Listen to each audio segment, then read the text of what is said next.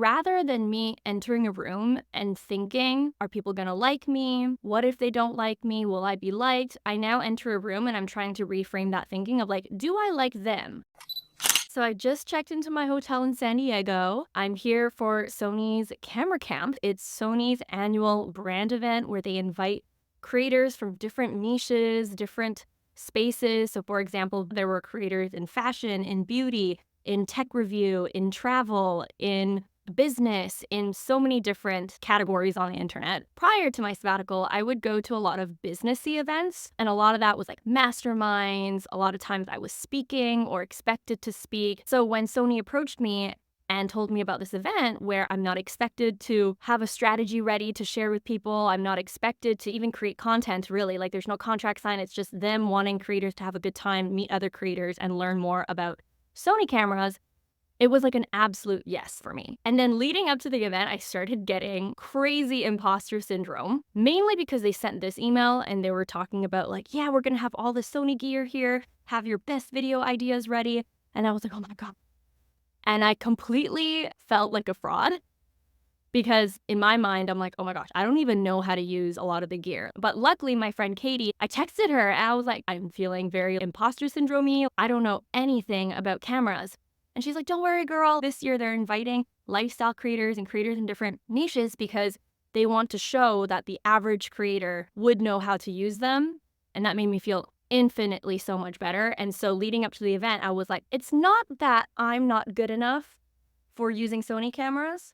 If I can't figure out a camera and if I can't figure out any of the things that are going on at this event, then Sony cameras are not good enough for me. And I think that's kind of the energy that I've been playing in because I'm so hypercritical of myself and it's getting to the point where I'm like, okay, something needs to change. And rather than me entering a room and thinking, are people gonna like me? What if they don't like me? Will I be liked? I now enter a room and I'm trying to reframe that thinking of like, do I like them? How do I feel about this? What do I think? And really think of myself like highly and being like, I deserve to be here and I have a lot of value to offer. And I talked about that in my previous video where I talked about how social media made me feel kind of worthless. And I had to go through this whole exercise and I'm still on that journey of increasing my self-worth. And so now when I go to an event, I really have to consciously try hard to hype myself up and to mentally prepare for that event, being like, I deserve to be here. And rather than worrying about what other people are thinking of me, I'm just worrying about my damn self. And that's made a world of difference. And I want to tell you this story because I think a lot of people don't expect me to be quite shy and don't expect me to be an introvert. And I became even more of an introvert because of my sabbatical when I took 12 months off of social media, off of my business. I really didn't talk to anyone. And so when I came back to social media, the idea of even conversing with someone just like stressed me out so much. Like when you are hermiting for so long and you're like introverting for so long, it's kind of hard to get back out there and get back into the groove of things. And especially when you're going through a career transition where you don't really know who you are, what your identity is. Like when you're in a period of questioning your identity, it becomes even harder to want to meet people because a lot of times we think, I don't want to meet anyone until I have my shit together and until I know how to introduce myself properly. And so when I came back, naturally, I have a lot of anxiety, even thinking about networking events. So I avoided it for a while. And my mentor talked to me about this because I remember also coming back and avoiding a lot of things. Like I don't want to hire a team ever. I don't want to go to an event ever. I don't want to be in a mastermind ever. I was like basically banning a lot of things. And what I learned from my mentor, because he called me out on my shit, he was like, do you think that in your lifetime, you were never going to work with another team member again? Do you think in your lifetime, you're never going to run and manage a team again?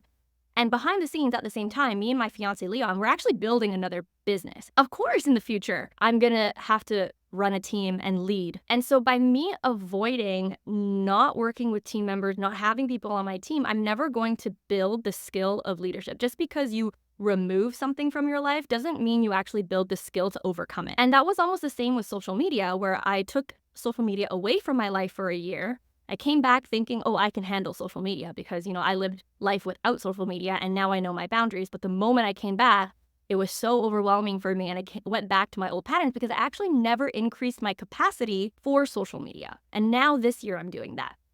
Just because I removed social media from my life doesn't actually mean that I've learned how to handle social media in a healthy way and practice boundaries. And so I see that concept the same with networking.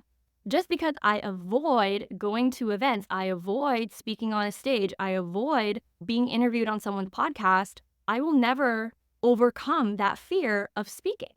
I will never overcome that fear of rejection. Because anytime you put yourself out there, you are opening yourself up for rejection. And that's why a lot of people don't like networking events. A lot of people don't want to be the first person that's introducing themselves to someone. The second thing too is I recently went to my friend's 30th birthday, and there were a few people that I'm not close with, but I'm acquaintances with. Like we went to school together. I knew them from a long time ago. And leading up to the event, I was like, oh my gosh, I'm going to put myself out there. I'm going to talk to everyone. And the moment I got to her birthday, I literally just sat in the corner with people that I knew and that I was comfortable with, and I did not say a single word to anyone else. And I left that event feeling incredibly disappointed in myself because I'm someone who's considering moving to a whole new city. And so I felt a lot of shame and embarrassment. How is it possible of me even making friends and doing all these things that I want to do in a new city if I can't even speak to people that I actually know? And I was like, oh my gosh. And so I started spiraling into a lot of shame and guilt, and I started thinking that maybe I'm just an introvert. Maybe this is my personality. Maybe this isn't for me. And so I told my mentor about this, and he was like, has anyone ever actually taught you how to socialize and build relationships with other people? And I was like, no. Usually I just put myself in those situations and then I fend for myself and figure it out. And then he was like, all right, sorry for the jump scare, but I figured it'd be helpful for me to just show you the text. This is me filming while editing the video you're watching now. Anyways, let's go to the text. And then he was like, but in any profession or domain, do you think it would be hard to be effective if you've never been trained on something? And I was like, yeah, it would be challenging. And that's when he asked me, do you think it's reasonable then for someone to feel anxious and unsafe in those situations where they haven't equipped themselves? And I was like, it's reasonable.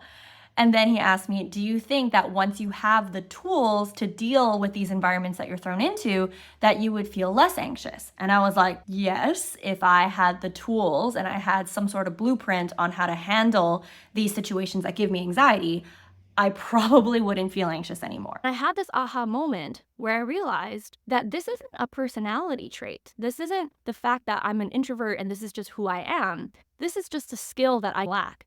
And like any other skill in life, you can always improve and build upon it and be better. You can always be better at editing videos. You can always be better at drawing, at painting, at writing, at running, at working out, at speaking a language. You just have to put the work in building that skill. And so immediately after that, I went to Google and I searched the top books on making conversation, networking, communication. And before coming to this event, I read that book. I wanted to share this with you because I think a lot of you who watch my videos are creators yourself, and creators are notoriously known for being extroverted online but very introverted in person. And I want to let you know that number one, I also feel that same way, especially coming back from my sabbatical where I didn't really talk to anyone for a whole year and how uncomfortable even going to this event makes me feel. But also, I want you to know that these are things that can be improved on and that can be fixed. There's even a quote in the book that says, don't be fooled into thinking that all those people you see who are smiling and happily mingling come by it naturally. Most people have had to work at it. They've practiced, attended seminars, hired coaches, read books. The first step is to let go of the idea that we are all somehow supposed to know how to converse with strangers and acquaintances.